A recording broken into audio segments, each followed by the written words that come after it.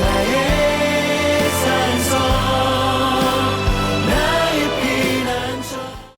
오늘 주시는 하나님의 말씀 함께 보겠습니다. 로마서 8장이고요. 앞으로 몇 주가 될지는 모르겠는데 이 로마서 8장의 말씀을 가지고 한 주 한 주 말씀을 좀 나누려고 합니다.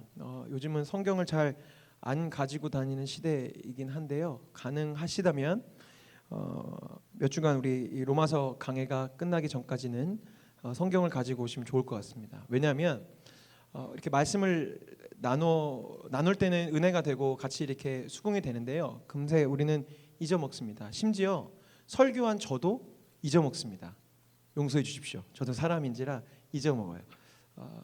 가끔은 굉장히 난감하게 될 때가 언제냐면 이런 거예요. 누군가 찾아와서 상담을 하거나 얘기를 할 때 목사님이 그때 이런 설교 하셨죠? 라고 얘기하는데 저는 전혀 새로울 때 하나님이 그때 그렇게 하셨구나 생각할 때가 있습니다. 제가 무슨 말씀 드리려고자 하냐면 여러분들이 성경에 잘 기록해 두시면 언젠가 여러분들이 성경을 다시 한번 읽으실 때가 와요. 그때 기억이 나고요. 또 필요할 때 어떤 구절이 생각났을 때 그 성경을 폈을 때 오늘 함께 나눴던 이런 복음에 대한 설명들이 기억되실 수 있습니다. 오늘은 첫 시간이니까 미리 준비가 안 되셨다면 다음 주부터 성경을 가지고 오시고요. 다른 데다 메모해야지 이렇게 해도요. 그 메모지 없어져 버리고 다른 데 가면 소용이 없습니다. 근데 성경은 웬만하면 바뀌지 않거나 버리지 않거든요. 네. 이사가도 따라오는 게 성경책이기 때문에 꼭 여러분들이 성경에 잘 메모해 두시고 또 기록해 두시고 여러분들만이 알 수 있는 어떤 그런 키워드들을 적어 두시면 다음번에 여러분들이 말씀을 보시는데 큰 도움이 될 것 같습니다. 로마서 8장 1절에서 8절까지의 말씀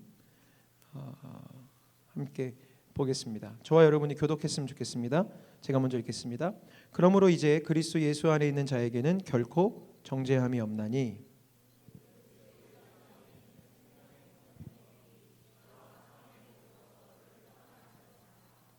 율법이 육신으로 말미암아 연약하여 할 수 없는 그것을 하나님은 하시나니 곧 죄로 말미암아 자기 아들을 죄 있는 육신의 모양으로 보내어 육신의 죄를 정하사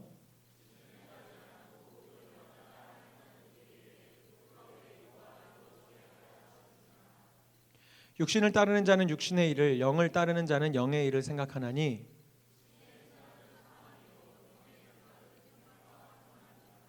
육신의 생각은 하나님과 원수가 되나니 이는 하나님의 법에 굴복하지 아니할 뿐 아니라 할 수도 없음이라.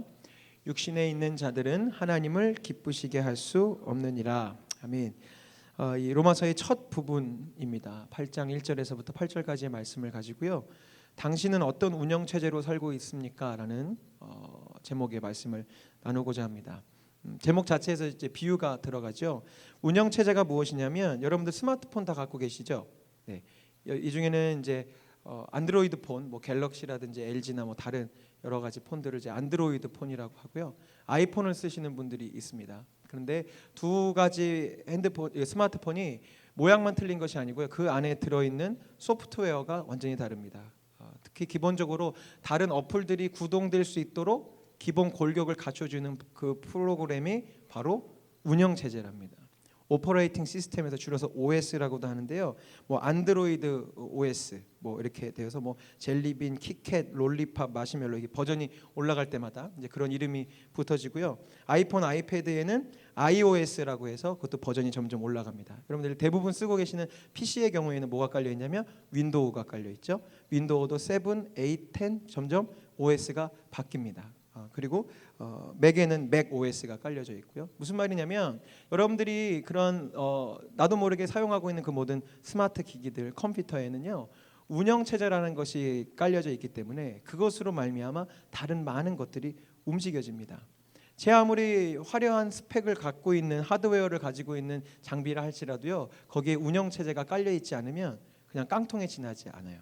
말하자면 아무리 좋은 컴퓨터를 사도 윈도우를 깔지 않으면 그런 여러분들이 하고자 하는 다른 프로그램들이 돌아가지 않는 것이죠. 또 반대로 적절하지 않은 OS가 깔리면 고장이 나거나 문제가 생깁니다. 예를 들어서 아이폰에 안드로이드를 억지로 넣으려고 하면 고장이 난다거나 아예 지금 기술적으로 아예 되진 않겠지만 상상해 보자면 아이폰에는 iOS가 들어가야 되는데 안드로이드를 우격다짐으로 막 깔려고 하면 분명히 문제가 생기고 또 그것이 설치가 된다 할지라도 그것이 원래 아이폰은 iOS에 맞게 만들어진 하드웨어인데 다른 OS가 들어가 있기 때문에 다른 이상한 문제, 뭐 볼륨이 갑자기 건들지도 않는데 커진다든지요. 뭐 그런 상상해 보자면 그런 문제들이 일어날 수 있습니다.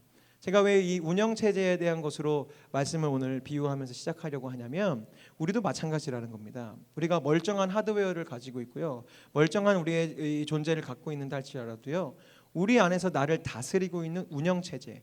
오늘 여러분 보신 성경에 이제 법이라고 되어 있는데 어떤 법이 나를 다스리고 있는지에 따라서 나는 고장난 인생을 살 수도 있고요. 아니면 아예 작동조차 하지 않는 하나님 보시기에 완전히 먹통이 되어버린 핸드폰처럼 아무것도 할 수 없는 인생으로 살아갈 수도 있고요.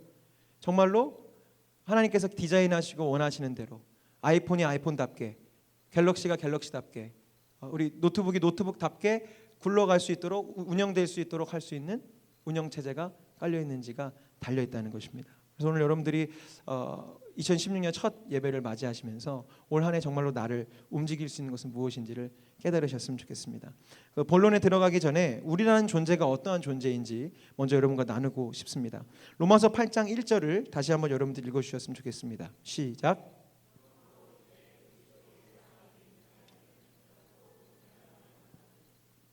여러분들 참 잘 알고 계시는 구절이죠. 그리고 우리 찬양했습니다.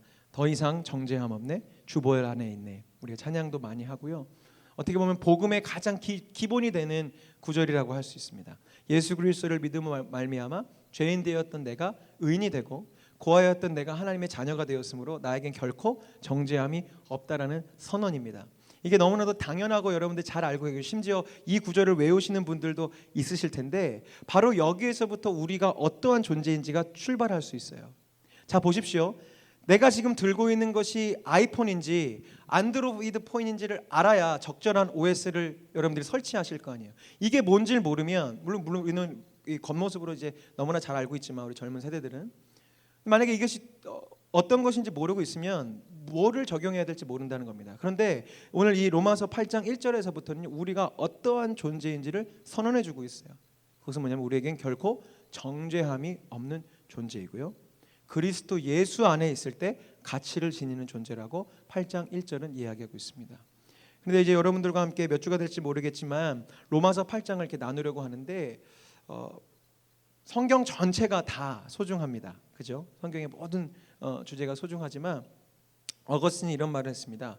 성경 모두가 중요하지만 성경 중에서 반지에 해당되는 것이 바로 로마서고 이 반지의 보석에 해당되는 것이 바로 로마서 8장이다. 혹시 인류에게 수없이 많은 복음에 대한 박해와 핍박이 주어져서 성경을 다 잃어버린다 할지라도 로마서 8장만큼은 대대손손 우리가 외워서 전수해 주어야 한다라고 성 어거스틴은 이미 얘기했고요. 돌아가신 사랑의 교회 전 오카노 목사님 같은 경우에도 제자 훈련을 진행하면서 우리 많은 평신도들에게 로마서 8장 자체를 외우도록 많이 강조를 하셨었대요. 저도 기억이 납니다. 저희 부모님이 저희가 어렸을 때 한 중학생 때 로마서 8장을 막 열심히 외우시는 것을 본 적이 있어요. 그만큼 로마서 8장은 여러분들이 때가 될 때마다 참 많이 묵상하고 읽고 그 안에 서려 있는 그 복음의 본질, 복음이 우리 안에서 무엇을 하고 복음으로 허락하신 성령께서 내 안에서 어떠한 일들을 행하시는지에 대해서 내가 잊어버릴 때마다 내가 어떤 존재였지, 어떤 사람이었지, 내가 어떻게 살아야 되지 궁금하고 의심이 될 때마다 정말로 성경 전체를 볼 시간이 없으시다면 로마서 8장을 읽으시면 참 유익합니다. 그래서 저는 여러분과 함께 하나님의 은혜에 대해서 복음에 대해서 이제 올 한 해 많이 다루고자 할 텐데 첫 시작으로 이 로마서 8장 성경에서 가장 하이라이트라고 할 수 있는 복음의 핵심이라고 할 수 있는 이 로마서 8장을 전하고자 합니다. 다시 한번 말씀으로 들어오면 이 복음이 출발하는 자리가 어디냐? 그리스도 예수 안에 있는 자에게 무엇이 없습니까? 결코 정죄함이 없습니다. 믿으세요? 믿으십니까? 근데 믿는데 우리 어떻게 살아요? 내 안에 정죄함이 없는가요? 정죄라는 것에 대해서도 좀 다양하게 해석할 필요가 있는데요. 여러분들의 연약함이라든지 나의 실수라든지 하나님의 뜻대로 살지 못하는 것에 대해서 여러분들이 괜찮으세요? 안 그렇죠. 우리가 믿는다고 하지만 우리 안에는 늘 정죄함이 따라옵니다. 나 하나님을 실망시켰어. 하나님 앞에 나아갈 자격이 없어. 이렇게 예배 자리를 나올 때도 그것이 우리에게 핑계가 됩니다. 내가 제대로 살지도 못하면서, 내가 예배 드려도 찬양 열심히 해도 찬양대로 살지도 못하면서 내가 저 자리에 가면 무엇하나. 더 나아가 볼까요? 나 같은 존재가 무슨 리더를 해? 나 같은 존재가 무슨 봉사를 해? 간신히 믿으면서 매번 범죄하고 하나님 뜻대로 살지도 못하면서 어떻게 교회를 하겠다고 하겠어요? 목사님, 전도사님, 저 리더 못해요. 저 그거 못해요. 선교 못 가요. 하는 그 내면 안에, 우리 안에 다 정죄함이 있어요. 스스로를, 하나님은 우리를 그렇게 보고 계시지 않는데 스스로를 주님 앞에서 평가절하하고 있는 그 모든 상태가 정죄함에 빠진 겁니다. 죄의 문제뿐만이 아니에요. 나의 연약함과 실수와 부족함을 하나님께서 말씀하신 능력과 복음과 그 은혜보다 더 크게 여겼기 때문에 결론적으로 나는 못해요, 나는 할 수 없어요, 나는 그 길을 걸어갈 수 없어요 라고 선포하고 있는 것 자체가 정죄함에 빠져 있는 상태예요. 그런데 오늘 복음은 어디서 출발하냐고요? 그리스도 예수 안에 있는 자에게는 결코 정죄함이 없어요. 아멘. 믿으셔야 돼요. 이건 믿음의 문제입니다. 이것은 이미 선언되어지고 선포되어진 거예요. 비유를 들어드릴게요.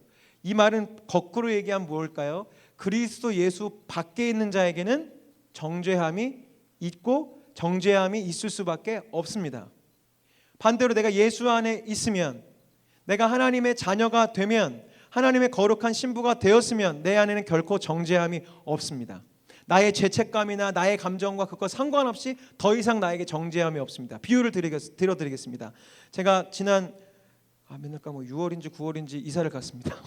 네, 하도 바쁘게 사니까 9월이었던 것 같아요. 네, 9월 초에 이사를 갔습니다. 여러분들이 그렇게 중요한 시간이 아니니까 어쨌든 9월에 이사를 갔는데요. 그 전에는 이제 아파트에 분당에 93년부터 쭉 살다가 잠깐 이제 말씀드린 저희 성남의 끝자락 가련동에 살 때는 거기 동네가 워낙 고요하고 조용한 곳이어가지고 뭐 주차하고 이런 거에 문제가 없었어요. 아무 대면 거기가 주차장이었어요. 그런데 하대원동으로 딱 이제 이사를 왔거든요. 주차가 전쟁입니다. 될 곳이 없어요. 그래서 가장 이제 눈독 들이는 곳이 어디냐면 초등학교 담벼락 옆에 차를 댑니다. 저희 집이 바로 초등학교에 붙어 있거든요. 검단 초등학교. 혹시 검단 초등학교 출신 계십니까? 안 계시네요. 네, 저희 지우는 곧 내년에 검단 초등학교 들어갑니다. 어쨌든 네, 혹시 선배님이 계시면 좀 잘 봐달라고 하려고 했는데 안 계시는군요. 네, 보십시오. 제 차를 그래서 제가 검단초 담벼락 옆에다가 이제 늘 댑니다. 대고 있어요. 그런데 검단 초등학교 3학년 아무개가 공을 뻥 차서 제 자동차 유리창을 깼습니다. 그 아이는 정죄함을 받겠습니까? 안 받겠습니까? 여러분 차 아니라고 지금 여러분 차로 생각해 보자고요. 네? 우리 장로님 차를 발로 차서 누가 깼어요. 어떻게 식어요? 정죄하죠. 뭐라고 하는 게 아니라 죄값을 묻잖아요. 물론 아이한테 묻지는 않지만 그 아이에게, 부모에게 너 부모님이 누구니? 해서 너 엄마 전화번호 얘기해라. 얘기해가지고 우리 아이가 이렇게 공을 차서 유리창을 깼습니다. 어떻게 할까요? 그러면 뭐 오시겠죠. 왜요? 김종윤 안에 있지 않거든요. 그 아이는. 저의 호적 안에 있지 않아요. 아무리 그 아이가 착하게 생기고 실수로 공을 찼다 할지라도 내 자식이 아니기 때문에 어떻게 해요? 정죄함이 있어요.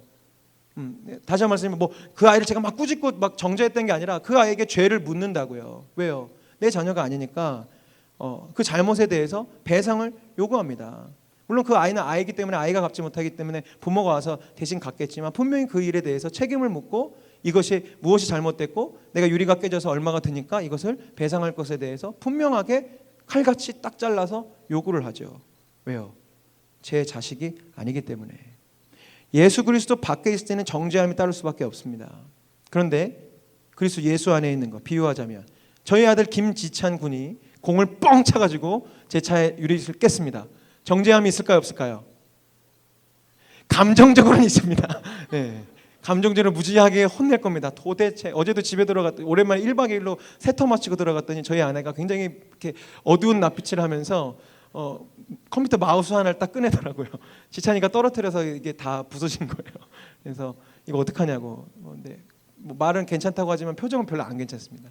제가 워낙 이런 컴퓨터 장비에 굉장히 민감한 사람인 거를 가까운 분들 알고 계시잖아요. 근데 간신히 고쳤어요. 고쳐서 참 마음이 편해졌지만 어쨌든 저희 아들 지찬이가 공을 차서 차에 유리를 깼습니다. 정죄함이 없죠. 왜요? 내 자식이거든요.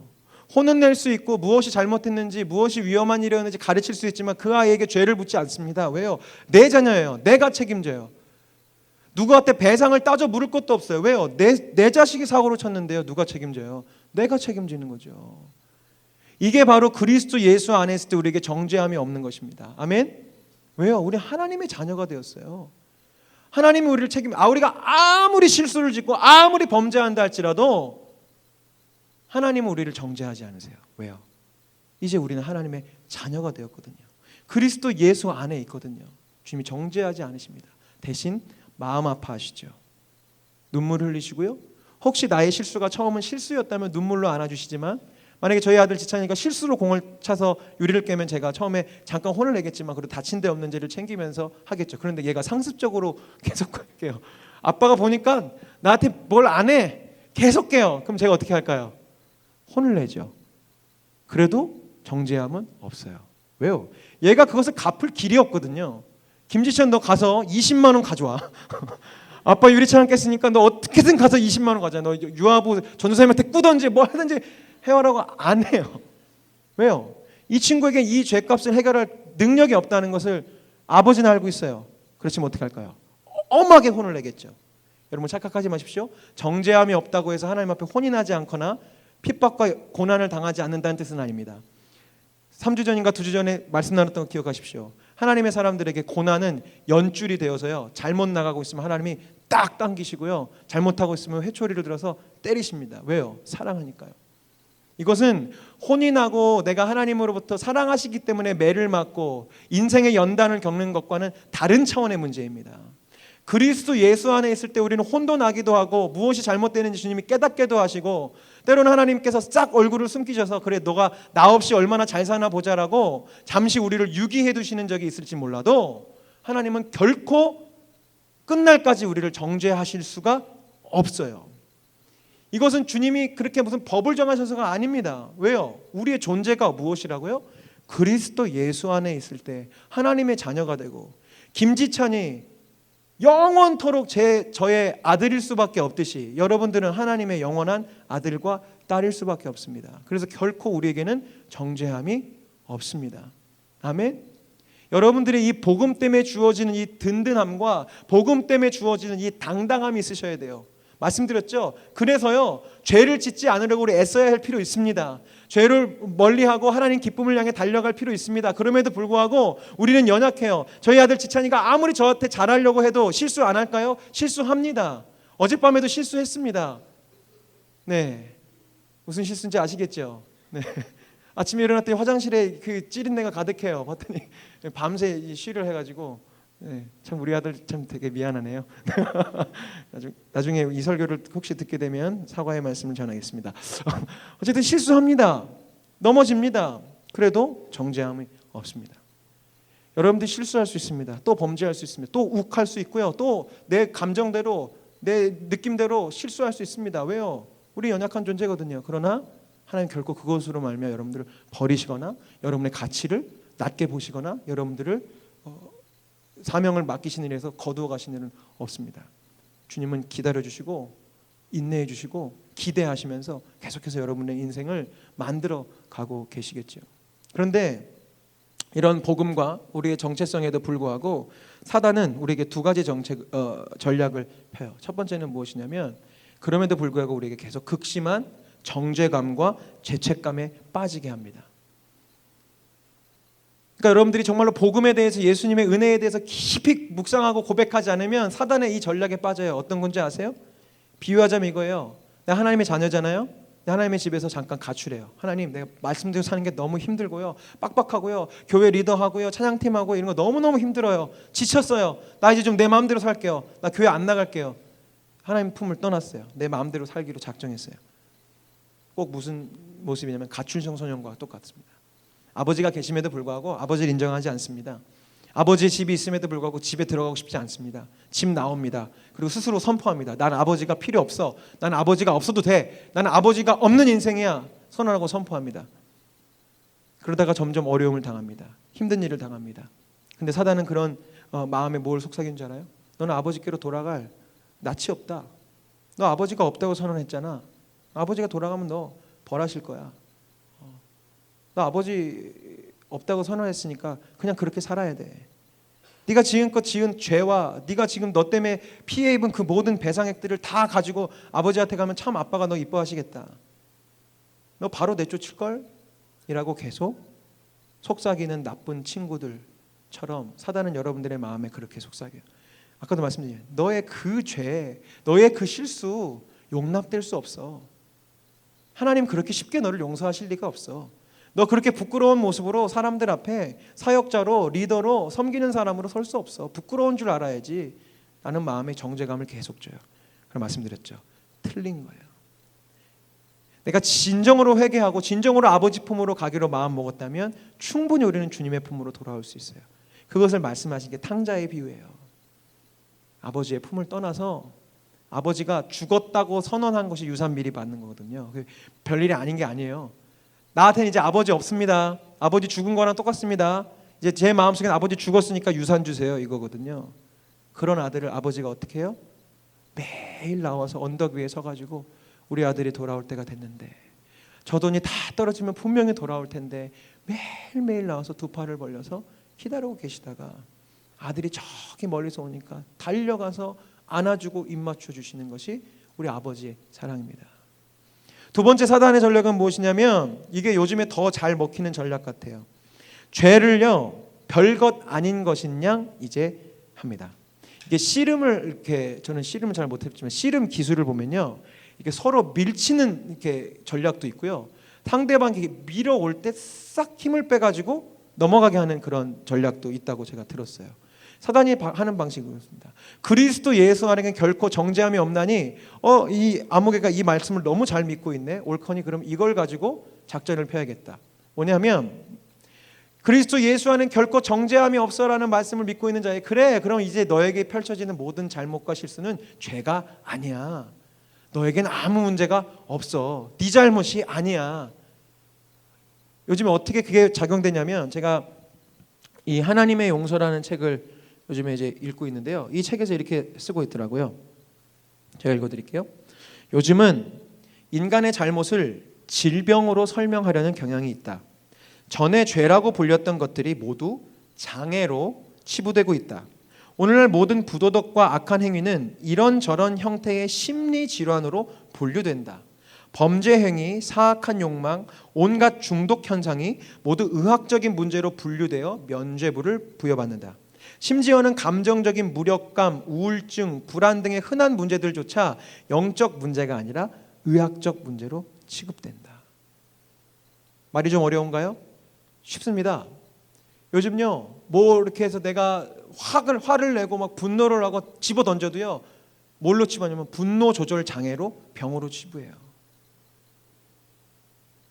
이게 영적인 차원의 문제 있을 때 다 의학적이고 심리적이고 약물로 치료해야 되고 이게 병이 있어서 그런 거고 장애를 가져서 그렇고 뭐 어렸을 때 뭘 해서 그렇고 막 이런 식으로 모든 것에 대해서 병을 붙이고 면죄부를 줍니다. 근데 먼저 오해가 없으시길 바라요. 물론 우리가 어떤 그런 질병의 측면에서 우리가 감정 조절이 안 돼 그럴 수 있습니다. 그런데 오늘날 대부분의 많은 경우가 다 그런 식으로 질병으로 다 바꿔버린다는 거예요.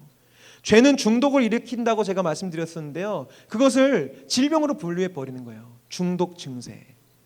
중독을 완화하는 훈련을 한다든지 약물을 복용한다든지 뭐 잠시 동안 이렇게 감금을 시켜서 그것을 하지 못하게 만든다든지 여러 가지 방법들로 해결을 하려고 합니다. 이 존 메가더 목사님이 이어서 글을 쓰십니다. 이런 점에서 질병 모델은 치유해야 할 문제를 더욱 악화시켜버린다. 이 모델은 죄책감을 완화시켜줄 수는 있지만 인간이 평생 고통에 시달릴 수밖에 없는 무기력한 희생자라는 심리를 부추기는 부작용을 낳는다. 그러나 이런 문제들을 질병이 아닌 죄라고 생각해보자. 그게 무거운 게 아닙니다, 여러분. 오히려 해결책이 빨라요. 이런 것들을 죄라고 여기면 어떤 방식이 되냐면 그러면 겸손한 회개와 고백이 치료 방법이 될 것이고 기도, 성경 공부, 하나님과의 교제, 다른 성도들과의 교제, 그리스도를 의지하는 믿음 등과 같은 영적 훈련이 회복과 성장의 수단으로 사용될 것이다. 아멘. 물론 감기에 걸리고 어떤 팔에 금이 갔는데 기도만 하고 하는 것들로 잘못된 것이지만 우리 안에 감정적인 문제가 있고 영적인 문제이고 중독 증세가 있을 때 그때는 오히려 우리는 병원부터 찾아가는데 그것이 아니라 무엇부터 해야 됩니까? 기도하고 하나님을 찾아야 됩니다. 이것에 대한 분류가 있어야 되고 명확한 분별이 있어야 돼요. 육체의 질병에 있어서는 기도하는 마음으로 병원을 가야 되지만 심리적인 문제라든지 내 안에 죄로 인한 분노가 조절되지 않고 나의 이 욕망이 조절되지 않고 나의 이기심이 조절되지 않는 것을 무슨 성격장애나 그런 것으로 치부해서 병원 다니고 약물 먹고 뭔가 어디 무슨 둘러 앉아가지고 뭐 그러셨군요 뭐 이게 할 것이 아니라 뭐부터 해야 돼요? 이것은 영적인 문제거든요. 내 안에 죄가 지금 자라나고 있다는 증거거든요. 기도하고 회개하고 예수 그리스도의 보혈로 이것이 해결될 수 있도록 하나님 앞에 나아가야 합니다. 그럼에도 불구하고 사단은 오늘날 많은 그리스도인들에게 전략을 펴고 있어요. 기도하기보다는 상담받으라고 이야기하고요. 하나님을 찾고 주님께 매달리기보다는 병원 가서 약물 치료받으라고 이야기합니다. 다시 말씀드려요. 물론 그런 것들이 전혀 의미가 없고 필요 없다는 얘기는 아닙니다. 그러나 무엇이 선행되어야 합니까? 그냥 기도하세요가 아니고요. 그것이 하나님의 임재와 하나님의 영광을 떠나 있는 나의 죄된 상태, 하나님을 주인 삼지 못하고 내 인생에 내가 주인 되는 그 죄악된 상태로부터 출발한다는 것을 알고 있어야 우리는 회복되어질 수 있어요. 그렇기 때문에 오늘 말씀의 본론인데요. 그렇기 때문에 여러분들 나를 다스리게 하는 것이 무엇인지를 여러분들 잘 아셔야 돼요. 그리스도 예수와는 결코 정죄함이 없는데 그래서 우리는 무한한 정죄감에 빠져서도 안 되고 반대로 정죄함이 없으니까 이건 다 죄가 아니야 라고 하는 것에도 빠지시면 안 됩니다. 정죄함이 없는 사람에게 어떠한 것이 필요한지를 한번 살펴보시겠습니다. 비유를 하나 또 들어드리겠습니다. 자, 이제 이 성경책을 땅에 떨어뜨리는 것이 죄라고 쳐보자고요. 비유입니다. 이 성경책을 땅에 떨어뜨리는 게 이제 죄예요. 이제 여러분들이 뭐 여러 가지 인생에서 죄를 범하는 것이 이 성경을 떨어뜨리는 거라 보십시오. 자, 이 성경을 떨어뜨리면 안 되니까 어떻게 해야 되겠습니까? 이 성경을 계속 들고 있겠죠. 이러면 우리는 죄를 짓지 않습니다. 안 떨어지니까요. 할 수 있겠죠. 그러나 영원히 할 수 있을까요? 못하죠. 아마 저같이 체력이 저질인 친구들은 아마 3분도 하기 힘들 거고요. 조금 근육에 힘이 있으신 분들은 한 10분, 15분 하더라도 이렇게 떨어질 것이고 이렇게 내린 상태에서 한 1시간 지나면 힘이 풀려서 성경책을 떨어뜨리고 말 거예요.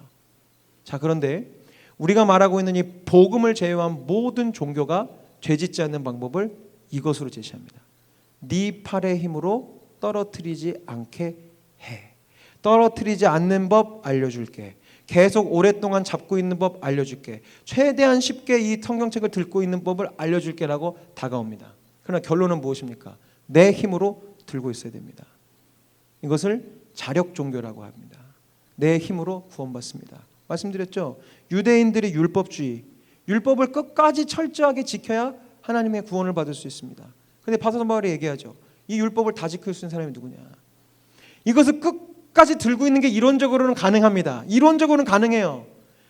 이론적으로 내 근력이 이 중력보다 강하게 계속 들고 있으면 죄를 짓지 않습니다. 이론적으로는 되죠. 그런데 실질적으로는 안 되죠. 팔이 떨어져요. 율법을 다 지키면 구원받습니다. 이론적으로는 됩니다. 그런데 실제적으로는 되지 않습니다. 사도 바울이 그것을 얘기했던 거예요. 성경을 통해서. 이슬람교의 구원론, 이슬람 이 교도들 모슬렘들은 일평생 자기의 선한 일을 저울질하는 천사와 악한 일을 했던 이것을 저울질하는 천사가 평생을 따라다닌다고 해요. 그런데 문제는 뭐냐면 본인도 몰라요. 어느 쪽에 무게가 더 많은지. 본인 스스로도 몰라요. 그러니까 늘 두려운 마음으로 선한 일을 하려고 애쓰겠죠. 그리고 바랄 뿐이죠. 알라시니 이 천사가 잰 선의 무게가 더 많아서 내가 천국 갈 수 있기를. 결국 자기 힘에 달려 있습니다. 불교나 힌두교의 윤회 사상 아시잖아요.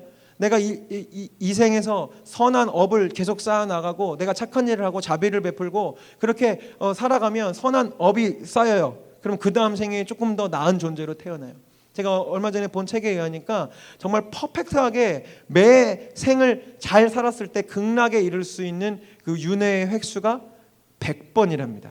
네, 정말 퍼펙트하게 사셔서 100번을 살아야 극락에 가요. 그러니 중간에 죄도 좀 짓고 누구한테 욕도 하고 누구를 한번 때리기도 하고 뭐 엎어뜨리고 뭐 그랬으면 뭐 이게 점점 늘어나겠죠.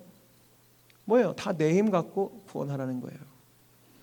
그런데 오늘 여러분들이 읽으신 이 본문에는요, 이 성경책을 떨어뜨리지 않은 새로운 방법을 알려줍니다. 로마서 8장 2절 말씀 여러분 다시 한번 읽어주시겠습니다. 시작.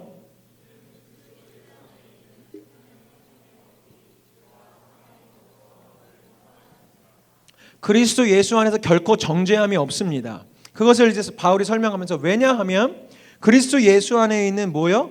생명의 성령의 법이 죄와 사망의 법에서 너를 건져냈다는 거예요. 자 보십시오. 죄와 사망의 법, 즉 중력이 이 책을 계속 내려뜨립니다.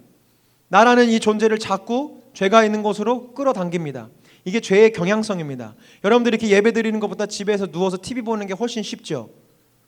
그거 자체가 죄라고 하는 것은 아니지만 하나님을 찾는 것보다 하나님을 멀리하고 내가 누군가를 사랑하고 희생하는 것보다 내 마음대로 살고 하나님의 뜻과 법을 따르는 것보다 내 이기심대로 살아가는 것이 훨씬 쉽습니다. 무엇과 동일하면 이 책이 떨어지는 것과 똑같습니다. 아주 자연스럽게 우리는 죄를 향해 달려갈 수밖에 없어요. 그러게 우리 존재거든요. 여러분 애쓰지 않아도 화내고 애쓰지 않아도 욕심 부리는 거 너무 쉽습니다. 애쓰지 않아도 교회 안 나올 수 있습니다. 교회는 애써야 나오죠. 기도는 애써야 됩니다. 예배 모임에 나오는 거 애써야 됩니다. 왜요? 계속 우리에게 죄와 사망의 법이 작용하고 있기 때문에. 그런데 문제는 말씀드렸죠. 그래서 내가 힘내서 예배 와야 되죠. 내가 힘내서 기도해야 되죠. 아니요. 생명의 성령의 법이 나를 다스린다고 기록하고 있어요. 지금 제가 보조고를 돈이 없어서 준비 못했는데요. 제가 이거 잡지 않고도 이거 떨어지지 않는 방법 하나 있습니다. 뭐가 있을까요? 여기에 헬륨 풍선이 얘를 지탱해 줄 수 있을 만큼 매달려 있으면 제가 손을 놔도 얘는 떨어지지 않습니다. 왜요? 이 중력보다 얘를 끌어올리는 부력이 더 힘이 세기 때문에 올라갑니다. 제가 힘쓰지 않아도 얘는 이제 이 성경책은 제 인생은 떨어지지 않습니다. 이해가 되세요? 이게 바로 여러분의 인생에 지금 작용하고 있는 생명의 성령의 법이라는 거예요. 여러분들의 노력으로 죄를 짓지 않고 여러분의 노력으로 신앙생활을 열심히 하고 여러분들의 인간적인 노력으로 무언가를 열매 맺으려고 하는 것이 다른 종교와 다를 바가 없고요. 여러분들이 이제 하나님의 뜻대로 살아가고 하나님 여러분 부르심대로 살아가고자 할 때 여러분이 무엇을 의지해야 된다고요? 내 근력이 아니고요. 생명의 성령의 법. 여기에 수만 개의 이 풍선이 달려있는 보이지 않지만 그 성령님의 부력에 여러분의 인생을 맡길 때 하나님께서 여러분의 인생을 지키시고 하나님께서 여러분의 마음을 지키시고 하나님께서 그 은혜로 여러분의 삶을 보호하시는 겁니다. 아멘. 이것이 바로 오늘 로마서 8장 2절에 있는 그리스도 예수 안에 생명의 성령의 법이 너희를 다스리기 때문에 결코 너희들은 정죄감에 빠지지 않고 저 죄로 곤두박질치지 않는다라고 이야기하는 것입니다. 그러나 언제나 여기에는 선택이 따라요. 지금까지 말씀드린 건 비유여서 이해가 쉽지만 실질적인 내 삶에 올 때는 여러분들 늘 언제나 선택입니다. 여러분에게는 이 성경책은 비인격이라서 이제 자기에게 풍선이 달려있으면 얘는 끝까지 떨어지지 않아요. 그런데 우리는 하나님께서 무엇을 주셨나요? 로봇으로 만들지 않으시고 자유의지를 주셨어요. 우리가 자유롭게 선택할 수 있게 하셨어요. 왜요? 여러분들 하나님은 어떤 사랑을 원하시냐면 우리의 자발적인 사랑을 원하십니다. 어제 오랫동안 이야기했던 청년하고도 그 얘기를 했는데 여러분 보십시오. 저희가 지유, 지찬이, 지안이 3명의 아이들이 있는데 제가 매일 밤 훈련시킵니다. 너 자기 전에 아빠 사랑해요, 아빠 고마워요, 아빠 너무너무 멋있어요를 제가 열심히 강요를 해서 막 안 할 때마다 매를 들고 해서 가르쳤어요. 제가 딱 들어오자마자 아빠 사랑해요, 아빠 존경해요 막 한다 보십시오. 일단 제가 좀 약간 미친 상태에 있는 것이고요. 그런 사랑을 받은데 그게 사랑입니까? 아니죠. 강요에 의해서 로봇처럼 얘기하는 사랑은 필요 없어요. 시키지 않았지만 이 친구들이 자발적으로 아빠 사랑해요 고마워라고 할 때 제 마음이 기쁜 것이죠. 하나님 마찬가지입니다. 하나님은요 우리의 마음을 충분히 그렇게 만드실 수도 있고 다스리실 수도 있고요. 더 나아가서 이 땅의 모든 우리가 악을 범할 수 있는 그런 요소들을 싹 치워버리셔도 돼요. 그런데 왜 남겨두셨을까요? 왜 유혹거리들을 계속 남겨두셨을까요? 넘어질 수 있는 그런 장애물들을 왜 두셨을까요? 우리의 자발적이고 의지적인 사랑을 주님은 보기 원하셨던 거예요. 그래서 우리에게는 늘 2가지 법이 계속 내 안에 작용하려고 준비를 하고 있어요. 그것이 무엇이냐면 죄와 사망의 법이 자꾸 나를 깔아라. 응? 네 인생에 이 죄와 사망의 운영체제를 좀 깔아봐. 남들 다 그렇게 살아. 멋있잖아. 그렇게 살면 참 폼나잖아. 괜찮잖아. 그게 편해. 이거 깔고 살아. 계속 여러분들에게 속삭입니다. 내가 그리스도 예수 안에 있는 정죄함이 없는 존재임에도 불구하고 죄와 사망의 법이 끝까지 나를 괴롭혀요. 마치 이 풍선이 달려 있어도 중력이 여전히 작용하고 있는 것처럼 여러분들 계속 찾아와요. 그런데 우리는 정신 차려야 되는 겁니다. 아니야, 나에겐 생명의 성령의 법이 있어. 내 안에 예수님이 계셔. 그 성령의 법이 날 다스리실 거야. 주님이 날 다스리실 거야. 난 이겨낼 수 있어 라고 주님을 선택하는 것이죠. 여러분 보십시오. 죄와 사망의 법, 죄와 사망의 운영체제를 따르는 형태가 될 때 어떤 모습이 나타나는지 한번 보십시오. 우리 오늘 본문 5절에 육신의 일을 도모한다고 했는데 갈라디아서의 평행으로 그런 본문이 있습니다. 제가 읽어드릴게요. 육체의 일은 분명하니 곧 음행과 더러운 것과 호색과 우상숭배와 주술과 원수 맺는 것과 분쟁과 시기와 분냄과 당짓는 것과 분열함과 이단과 투기와 술취함과 방탕함과 또 그와 같은 것들이라. 전에 너희에게 경계한 것 같이 경계하느니 이런 일을 하는 자들은 하나님의 나라를 유업으로 받지 못할 것이다. 자, 이 운영 체제는요, 여러분의 선택이기도 하지만 나도 모르게 작용하고 있는 경우들이 있습니다.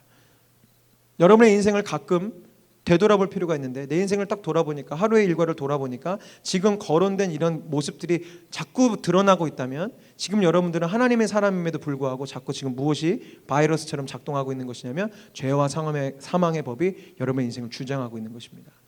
요약하면 이거예요. 자기 몸과 마음이 가는 대로 살아가려고 하는 상태, 자기 사랑과 쾌락과 돈을 사랑하는 이 상태, 우상숭배 무엇입니까? 하나님보다 더 의지하고 믿고 사모하는 존재가 있는 그 상태, 원수 맺고 분쟁하고 시기와 분냄과 당짓고 분열하는 거 뭐예요? 사랑하지 않고 미워하는 그런 마음이 가득할 때, 누군가가 너무 미워 죽겠어요. 정말 얼굴 베기도 싫어요. 지금 뭐가 작용하고 있다고 생각하시면 됩니까? 죄와 사망의 법이 지금 막 돌아가고 있는 거야.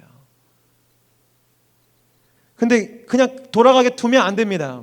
본문 7절에 이것은 하나님과 원수가 되게 해요. 여러분 그것이 얼마나 심각한 상태인지 아십니까? 아버지에게 칼을 들이대는 페류나가 되도록 하는 운영체제가 죄와 사망의 법입니다. 여러분 얼마나 안타깝습니까? 아버지에게 칼을 들이대는 페류나들이 있습니다. 자기 어머니를 욕하고 어머니에게 침을 뱉는 아들들도 있습니다. 여러분들 그런 사람들 막 유튜브나 페이스북에 보시면 막 치가 떨리시죠? 근데 착각하고 있어요. 우리가 그렇게 살고 있어요.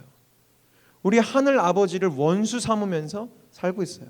아닌데요 하나님, 나 저 사람만 미워했는데요. 아닌데요 하나님, 그냥 내 욕심대로 이것 좀 더 내가 사치 부렸던 건데 그거 하나님한테 칼 들이댄 거 아닌데요. 아니요, 성경이 이야기합니다. 죄와 사망 계속 돌아가고 있으면 나는 하나님과 원수가 되고요, 나는 하나님께 칼을 들이대는 존재와 다름이 없습니다.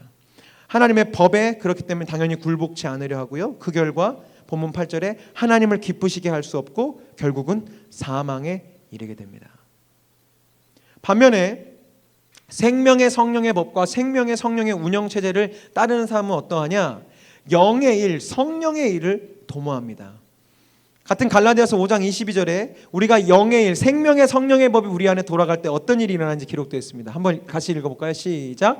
오직 성령의 열매는 사랑과 희락과 화평과 오래 참음과 자비와 양선과 충성과 온유와 절제니 이 같은 것을 금지할 법이 없느니라. 아멘.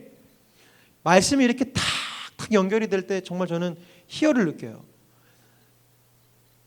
예수 그리스도의 생명의 성령의 법이 우리 안에 작용하면 사랑과 희락과 화평과 오래 참음의 이 모든 것들이 막 열매 맺기 시작하고 이것을 금지할 법이 없대. 이것을 막아낼 운영체제가 없대요. 여러분 착각하시면 안 됩니다. 이 성령의 저기 9가지 열매 말씀도 많이 들으시고 우리 만나교회 그 9가지 열매 이름대로 우리 동산도 이렇게 이름 붙여져 있지만 우리가 많이 착각해요. 뭐냐면 아까 말씀드린 대로 성경을 막 배우고 신앙생활을 하는데 그래 성령의 열매가 사랑, 희락, 화평이라 그랬지. 사랑해야지. 기뻐해야지. 화평해야지. 뭐예요? 성경책 지금 내가 계속 들고 있다는 거예요. 여러분 열매는요 내가 맺는 게 아닙니다. 나는 그냥 예수 안에 있으면 돼요. 성령님 안에 있으면 돼요. 나는 그리스도라는 나무에 접붙인 가지가 되기만 하면 돼요. 열매는 누가 맺어요? 나무가 맺는 거예요. 이 뿌리에서부터 맺혀져 오는 영양분에 나는 그냥 가지일 뿐이에요. 맺혀지는 거예요. 수동태예요. 열매는 내 삶에 맺혀지는 거예요. 내 노력으로 사랑하고 내 노력으로 희락을 추구하고 내 노력으로 오래 참는다면 이게 왜 성령의 열매입니까? 자기 극기와 자기 극복의 열매지. 나의 열매지. 내 안에 성령님이 계시고 성령님이 날 다스리시면 내 삶에 사랑이 맺혀요. 아멘. 자연스럽게 내 삶의 사랑과 기쁨과 화평과 오래 참음이 나 스스로가 신기할 정도로 되어져요. 이것이 은혜고 이것이 성령님이 작용하시는 방식이에요. 여러분, 그렇기 때문에 말씀을 마무리하겠습니다. 여러분 안에 이 하나님의 법이 올 한 해 다스릴 수 있도록 끊임없이 여러분 깨어 있어야 돼요. 우리가 할 수 있는 일은 그거예요. 지금 내 삶에 뭐가 돌아가고 있는가? 내 삶에 정말 생명의 성령의 법이 나를 움직이고 있는가? 아니면 죄와 사망의 법이 그리스도 예수 안에서 결코 정죄함이 없는 존재가 된 나에게 그 잘못된 운영 체제가 계속 돌아가고 있는가? 매일매일 점검하셔야 돼요. 이제 다음 주에 내 안에서 그 생명의 성령의 법이 구체적으로 또 어떠한 일들을 행하시는지에 대해서 그것을 이제 나누게 될 텐데, 여러분, 믿는다는 것은 굉장히 실제적인 일입니다. 여러분 안에 지금 두 가지 법이 돌아갈 준비를 하고 있어요. 저 문 밖에 나가서면 그 두 가지 법이 계속 여러분이 요청할 거예요. 나를 돌려줘. 생명의 성령의 법이 아니야, 나로 말미암아 살았으면 좋겠어. 그 선택은 여러분의 몫이에요. 여러분 안에 계시는 예수님도 여러분 안에 계신 성령님도 그것을 강요하실 수 없어요. 여러분이 하나님께, 예수님께, 성령님께 그 자리를 내어드려야 돼요. 아까 평행 본문으로 보았던 갈라디아서 5장은 이렇게 마무리되고 있습니다. 그리스도 예수의 사람들은 육체와 함께 그 정욕과 탐심을 십자가에 못 박았느니라. 만일 우리가 성령으로 살면 또한 성령으로 행할지니 헛된 영광을 구하여 서로 노엽게 하거나 서로 투기하지 말지니라. 아멘. 그리스도 예수의 사람들은 육체와 함께 그 정욕과 탐심을 십자가에 못 박은 사람들입니다. 오늘 이 저녁에 여러분들이 믿음으로 선언하고 선포하십시오. 내 안에 움직이고 내 안에 돌아가고 있는 그 죄와 사망의 법을 십자가에 못 박으세요. 내 안에 나를 계속해서 죄 가운데로 흘러가게 하는 그 나의 영적인 좋지 않은 습관들과 죄악된 습성들을 이 시간 예수 그리스도의 십자가에 못 박으세요. 아멘. 그리스도 예수의 사람들은 그 정욕과 탐심을 십자가에 못 박은 사람들입니다. 그리고 주님이 내 안에서 역사하시는 사람들입니다. 우리 예배팀 다 나와주시고요, 우리 함께 찬양하며 결단하기를 원합니다. 참 이 내용을 잘 담은 찬양이 있어서 같이 고백하고 기도하고 싶은데요. 주의 손에 나의 손을 포개고라는 찬양입니다. 이 시간 감정적으로만 찬양하지 마시고요, 정말 올 한 해 시작됩니다. 이제 벌써 6일이나 지났습니다. 내 안에 있는 죄와 사망의 법, 정죄함과 죄책감들, 사단의 속삭임들을 시간 찬양으로 힘있게 그리스도의 십자가에 못 박으세요. 그리고 내 안에 예수께서 사시고 내 안에 그리스도의 새 사람으로 내가 살아갈 수 있도록 기도하고 간구하세요. 그래야 우리 승리할 수 있습니다. 그래야 올 한 해 여러분들을 통해서 하나님의 위대한 일들이 펼쳐질 수 있습니다.